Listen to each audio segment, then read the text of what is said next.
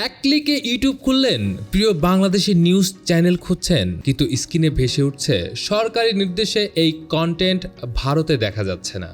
হ্যাঁ, ঠিকই শুনছেন, ভারতে একে একে বন্ধ হয়ে যাচ্ছে বাংলাদেশের জনপ্রিয় টিভি চ্যানেলগুলো। শুধু Jamuna TV, ৭১ TV, Bangla vision, Mohona TV নয়, বরং ডিভিসি নিউজ আর সময় টিভিও এখন ভারতের ইউটিউবে ব্লকড। কারণ ভারতের সরকার বলছে জাতীয় নিরাপত্তা আর জনশৃঙ্খলার স্বার্থে এই সিদ্ধান্ত। ভারতীয় দর্শকরা যখন এই চ্যানেলগুলো দেখতে চান তখনই এই বার্তা। কিন্তু শুধু টিভি চ্যানেল নয়, অনলাইন অ্যাক্টিভিস্ট, সাংবাদিক, এমনকি লেখক পিনাকি ভট্টাচার্য, ইলিয়াস হোসেন, ডক্টর কনক সরোয়ার, জুলকারনাইন সায়ের, তাদের ইউটিউব চ্যানেলও ভারতে ব্লক। পিনাকি ভট্টাচার্য নিজের ফেসবুক পোস্টে লিখেছেন, ভারত মাতা তার শত্রুদেরকে চিনে।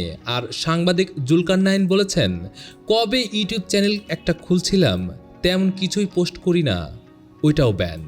এটা আসলে জিও ব্লকিং, মানে ইউটিউব চ্যানেলগুলো বিশ্বজুড়ে দেখা গেলেও ভারতের দর্শকদের জন্য পুরোপুরি লুকানো। ভারত সরকারের আইনে যদি কোনো কন্টেন্ট জাতীয় নিরাপত্তা, সার্বভৌমত্ব বা জনশৃঙ্খলার জন্য হুমকি, তাহলে সেটা ব্লক করার অধিকার আছে।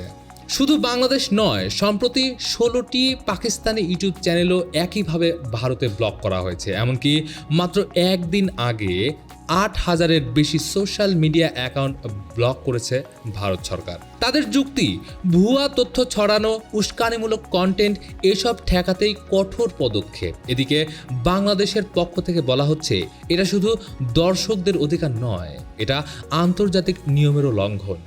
বাংলাদেশ সরকার বলছে, ইউটিউব স্পষ্ট ব্যাখ্যা না দিলে ভবিষ্যতে পাল্টা ব্যবস্থা নিতে পারে।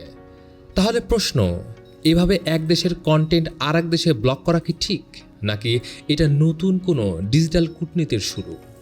আপনার কি মনে হয়, জাতীয় নিরাপত্তার নামে এই ব্লকিং ন্যায্য, নাকি এতে সাধারণ দর্শকদের অধিকার ক্ষুণ্ণ হচ্ছে? আপনারা কি ভাবছেন কমেন্টে জানান। ভারতে বাংলাদেশের চ্যানেল ব্লক হওয়া কি উদ্বেগের বিষয়? এমন আরও আন্তর্জাতিক খবর পেতে চোখ রাখুন ডেইলি মিন্টে।